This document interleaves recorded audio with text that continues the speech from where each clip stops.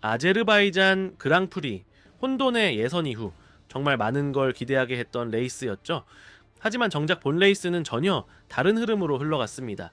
전략 싸움, 치명적인 실수, 그리고 예상 밖의 활약까지 모두 다 나왔습니다. 첫 랩도 차에 맞히지 못한 챔피언, 또 한 번 아쉬움을 남긴 페라리, 그리고 오랜만에 포디움에 오른 윌리엄스의 감동적인 순간까지 그 한가운데엔 역시 맥스 베르스타펜이 있었습니다.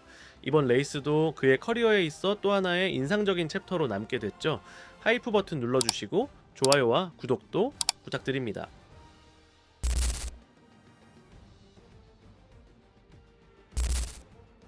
역사적인 혼돈의 예선 이후 바쿠 일요일 본선은 정반대의 분위기로 펼쳐졌습니다. 예상과 달리 조용했고 어찌 보면 너무도 예측 가능한 경기였어요. 그 핵심엔 타이어가 있었죠.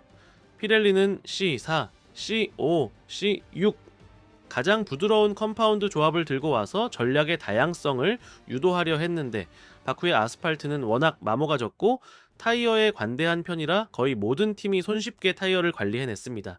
자, 결과적으로 대부분 한 번만 피트인했고 실질적인 전략 변화는 거의 없었죠. 초반에 나왔던 세이프티카도 큰 영향을 주지 못했어요. 다른 시가지 서킷과 달리 차량 간 간격이나 전략 흐름을 뒤흔들지는 않았습니다. 중반엔 말 그대로 DRS 트레인이 펼쳐졌어요. 팀 간 퍼포먼스 차가 거의 없었고 모두 비슷한 페이스로 달리다 보니 누구도 치고 나가지 못하고 추월도 사실상 어려운 상황이 이어졌죠. 결국 게임은 피트박스에서 벌어졌습니다. 정확한 타이밍에 들어가 클린 트랙으로 나가면 포지션을 얻고 교통에 걸리면 그대로 막히는 구조였어요. 이런 그림은 2000년대 리필 시절의 포뮬러 1을 떠올리게 했습니다. 트랙 위 액션은 적고 거의 모든 것이 전략으로 정해지던 그 시절 말이죠. 하지만 바쿠에선 그조차 제한적이었어요. 피트인 타이밍도 대부분 비슷했기 때문이죠. 결국 토요일 예선의 극적인 전개와는 달리 본선은 타이어 관리와 미묘한 계산 싸움이 전부였습니다. 시속 370km가 넘는 직선과 벽 하나 사이의 서킷이지만 이번 주말 초반의 약속과는 다르게 정작 레이스는 고요한 전략 싸움으로 마무리됐습니다.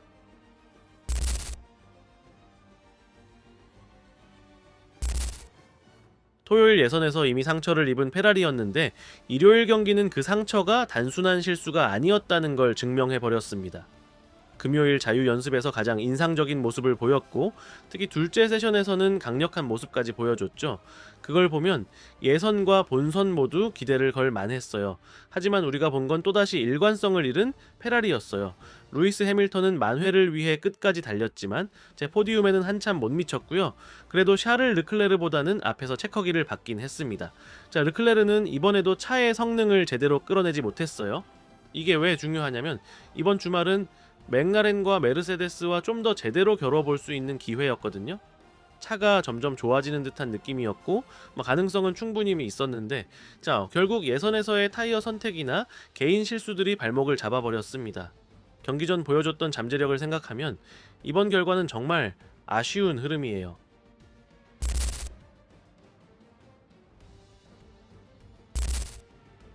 이번 주말 가장 큰 실망은 챔피언십 선두에 있는 오스카 피아스트리였습니다.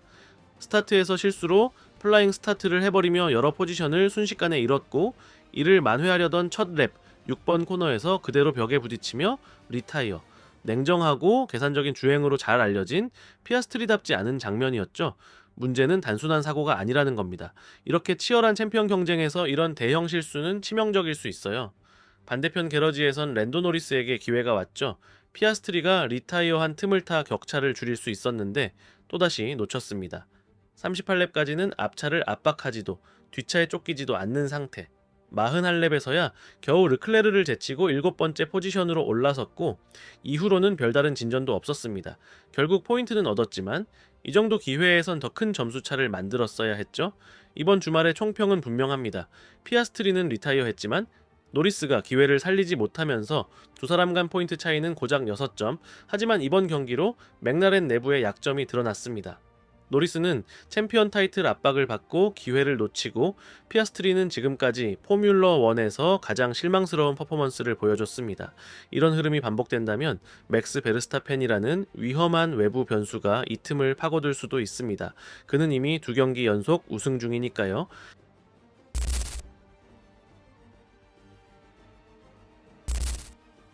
이번 그랑프리에서 인상적인 활약을 펼친 드라이버들 가운데 조지 러셀은 따로 언급할 필요가 있었어요. 사실 주말 내내 몸 상태가 좋지 않았다고 하더라고요. 감기 기운이 있었고 시상대에서도 얼굴이 상당히 피곤해 보였죠. 자, 경기 전에는 아예 출전을 포기하고 발테리 보타스에게 자리를 넘기는 걸 고민할 정도였다고 해요. 그런데도 막상 경기가 시작되자 완전히 다른 모습이었습니다. 스타트 후엔 안토넬리, 로슨, 그리고 카를로스 사인츠까지 차례로 제치면서 강한 레이스 흐름을 만들었고요. 꾸준한 페이스와 침착한 판단으로 기회를 놓치지 않았어요. 결국 2위로 경기를 마쳤습니다. 몸이 온전하지 않은 상태에서 이런 결과를 만들어낸 거니까 정말 대단한 집중력과 끈기라고 할 수밖에 없어요. 메르세데스에게도 아주 의미 있는 결과였고요. 반대로 카를로스 사인츠는 오랜만에 분위기를 끌어올린 주말이었죠.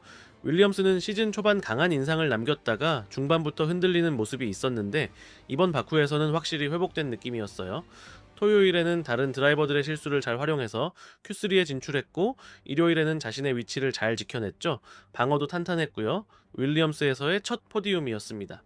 물론 조지 러셀의 추격은 막지 못했지만은 메르세데스가 그만큼 강했기 때문이에요. 그래도 3위는 사인츠 개인에게도 팀에게도 의미가 큰 결과였어요. 챔피언십 후반으로 갈수록 이런 꾸준함이 중요해지거든요. 그리고 선두는 역시 막스 베르스타펜이었습니다.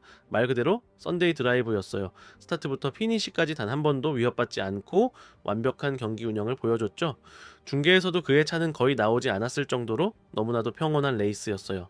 폴 포지션, 우승, 가장 빠른 랩타임, 전 구간 선두, 6번째 그랜드 슬램이자 이번 시즌 4번째 우승입니다. 세이프티카 도움 없이 오직 실력으로만 이뤄낸 퍼포먼스였죠. 사실 베르스타펜은 이미 몬차에서 신호를 보냈고 이번 바쿠에서 그 메시지를 다시 한번 확실히 했어요. 맥라렌이 조금이라도 흔들린다면 그는 반드시 그 틈을 파고들겠다고요. 지금으로선 챔피언 타이틀 경쟁에서 한 발 물러나 있는 듯 하지만 레드불과 함께 끝까지 싸울 준비는 되어 있다라는 걸 보여준 겁니다. 그리고 안드레아 스텔라가 이런 말을 했죠. 막스 베르스타펜을 좀 더 경계해야 한다. 맥라렌도 그만큼 긴장하고 있다라는 뜻이에요. 노리스와 피아스트리가 포인트상으로는 아직 앞서고 있지만 상대는 바로 막스 베르스타펜입니다. 아무도 예상하지 못한 곳에서 경기를 뒤집는 선수죠. 챔피언십을 이끌고 있는 입장에서는 반드시 의식해야 할 존재예요. 이제 남은 경기는 7번, 스프린트는 3번.